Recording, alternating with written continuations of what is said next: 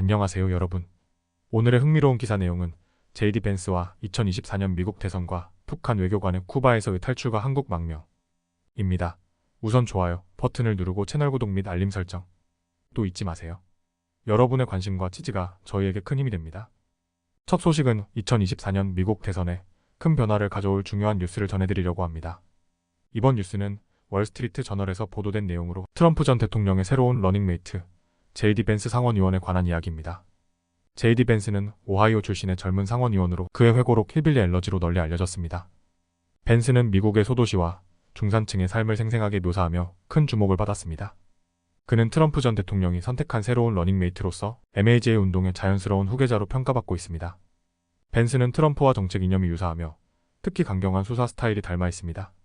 그들은 둘 다 국경 통제 강화, 관세 부과, 경제적 정부 개입을 지지하며 자유무역과 재정보수주의에는 덜 중점을 둡니다. 이러한 점에서 벤스는 트럼프의 신념을 이어받을 적임자로 여겨집니다. 트럼프는 이번 공화당 전당대회에서 벤스를 러닝메이트로 선택하면서 새로운 세대의 에너지를 더하고자 했습니다. 81세의 바이든 대통령과 78세의 트럼프 전 대통령 간의 경쟁에서 나이는 큰 이슈가 되고 있습니다. 벤스는 만약 당선된다면 역사상 가장 젊은 부통령 중 한 명이 될 것입니다.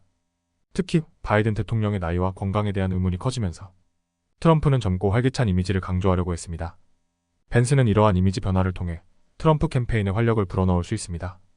벤스의 러닝메이트 지명은 대호수 지역, 즉 위스콘신, 미시간, 펜실베이니아에서 큰 영향을 미칠 것으로 예상됩니다. 이 지역은 11월 선거에서 중요한 역할을 할 것입니다. 공화당 전략가들은 이 지역의 유권자들이 선거의 승패를 좌우할 것이라고 분석하고 있습니다. 그러나 벤스가 교회 여성 유권자들에게 얼마나 어필할 수 있을지는 미지수입니다. 벤스는 임신 중절 반대 입장을 가지고 있지만 강간이나 어머니의 생명에 대한 예외를 인정하고 있습니다. 이는 교회 여성 유권자들의 지지를 얻는데 어느 정도 도움이 될 수 있을 것입니다. 트럼프와 벤스는 이번 전당대회 이후 미시간에서 첫 캠페인 집회를 열 예정입니다. 이는 그들의 선거 캠페인이 본격적으로 시작된다는 신호입니다. 트럼프는 벤스를 통해 새로운 세대와의 연결고리를 강화하고 젊은 유권자들의 지지를 얻고자 합니다. 벤스의 부통령 지명은 단순한 선택을 넘어 공화당의 미래를 가늠하는 중요한 변수가 될 것입니다. 그의 정치적 역량과 젊음이 공화당의 새로운 시대를 열어갈 수 있을지 앞으로의 행보를 지켜보는 것이 중요합니다. 두 번째 충격적인 기사는 북한 외교관의 탈출과 한국 망명 소식을 전해드리겠습니다. 이번 뉴스는 월스트리트 저널에서 보도된 내용으로 북한 외교관이 가족과 함께 쿠바에서 탈출해 한국으로 망명한 사건입니다.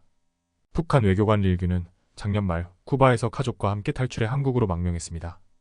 이는 김정은 국무위원장이 탈북 단속을 강화하는 가운데 발생한 보기 드문 사례입니다.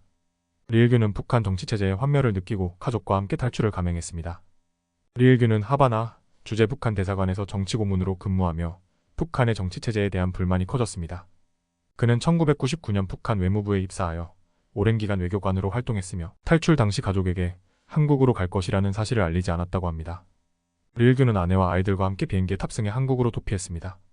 그의 망명은 평양의 국경 통제와 탈북 단속이 강화되는 가운데 이루어졌습니다. 북한은 코로나19 팬데믹 이후 국경을 봉쇄하고 탈북을 막기 위해 울타리와 경비 초소를 설치했습니다. 북한 경비원들은 허가 없이 국경에 접근하는 사람을 사살하라는 명령을 받았습니다. 이에 따라 일반 북한 주민들의 탈출은 점점 더 어려워지고 있습니다. 2019년에는 1047명이 탈북했지만 작년에는 약 196명으로 감소했습니다. 이 중 약 10명은 외교관과 유학생을 포함한 북한의 엘리트 계층이었습니다. 릴규는 신경 손상으로 인해 쿠바에서 의료 치료를 받으려 했으나 북한 외무성이 이를 거부했습니다. 이러한 상황도 그의 탈출 결정을 촉발한 요인 중 하나였습니다. 또한 평양에서 부모님과 시부모님의 죽음이 그의 도피 결정을 더욱 확고하게 만들었습니다. 유엔 인권사무소 보고서에 따르면 북한 주민들은 강제 노동과 엄격한 감시하에 생활하고 있어 탈출이 매우 어렵습니다. 릴규의 탈출은 이러한 억압적인 환경을 벗어나기 위한 필사적인 시도였습니다. 2016년 남한으로 망명한 전 북한 외교관 태용호는 릴규의 탈출을 환영하며 북한 외교관들의 추가 망명을 예고했습니다.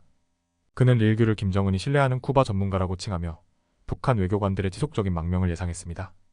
북한 외교관들의 탈출이 계속된다면 이는 북한 정권에 큰 압박을 가할 것입니다.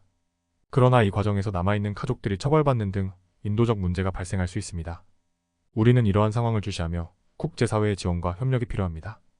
북한 외교관 릴규의 탈출과 한국 망명 사건이 북한 정권과 국제사회에 어떤 영향을 미칠지 지켜봐야 할 것입니다. 오늘은 여기까지입니다. 다음 영상에서 더 유익하고 흥미로운 내용으로 찾아뵙겠습니다. 이 영상은 투자 의견이 아닙니다. 매우 감사합니다.